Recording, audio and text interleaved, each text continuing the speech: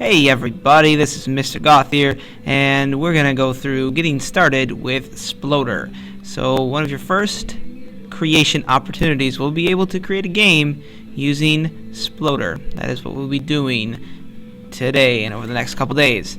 So first thing first, we want to go to make a game. That's what we want to do, is make a game. So once it loads, you'll see that there are a lot of different options here.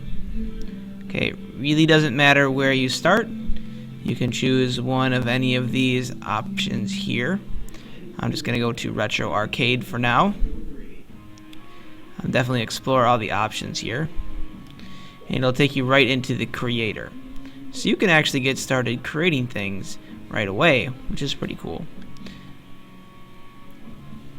And it really just gets right into it where you can create and do that. However, if you want to save and share games, you need to log in. So that's up here at the top. Since you probably don't have a login yet, you want to click on sign up and sign up for this service. So you'll need a username here, obviously not your real name.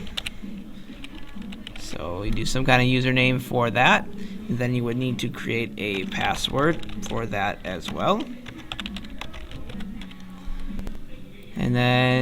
And email address. And since we all have email addresses, we are in good shape for this. Alright. We probably don't need to allow comments or any of that right now. But that is completely up to you. And then you're going to abide by the terms of service, right? I know you will. I believe in you. Go ahead and click register at that point. It may send an email to confirm the registration, but looks like nope, so we are in. Now there are ads, so just mind those. Don't be clicking on the ads. There seem to be plenty of those. So let's take a look at what there are in here. Let's go right to make your own game.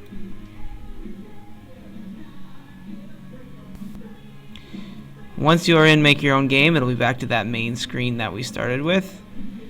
You'll see that we have several different options here to choose from.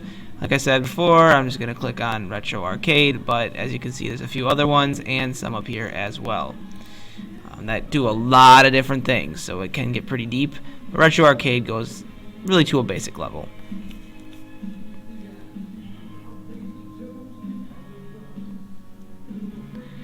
Alright, so it's going to load the creator. And once in the creator, you can start creating your own game. Click a new one. And then you can have levels. And you have up to 9 levels.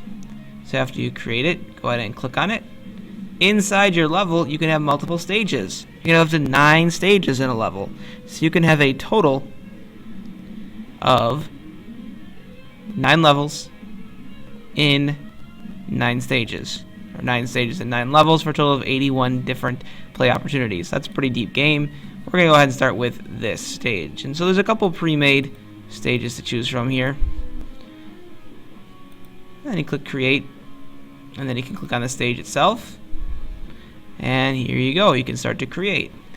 You've got some options over here, and as you hover down here, you will get a little tip as to what that option does. And over here you can test the stage. Over here you can go back to the stages menu, and you can zoom in or zoom out as well here. On the left side is where you have options for backgrounds, ground, things like that. Definitely an option. This would be more of a ceiling right here.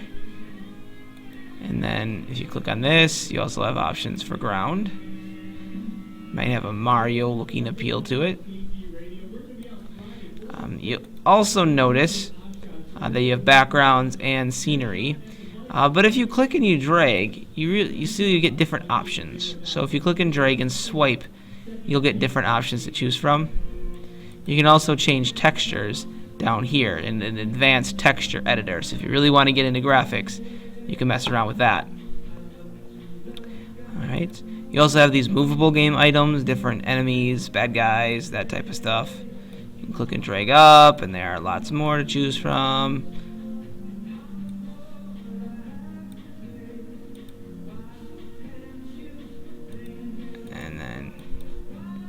putting the NPCs on the board's a little tricky, but just stick with it and it'll go. And so now we have a bad guy. So this isn't much of a game at this point, but we're gonna try and play it anyways. So let's go ahead and click the play button and let's see what happens. I drop down. I have a million tabs open, so that's probably why this is running strangely. And yeah, that didn't work so well for me. The leg monster got me. Alright, well, that is all she wrote for that. I'm not sure how I go ahead and get rid of this guy, but that is something for you to test out as you go through this.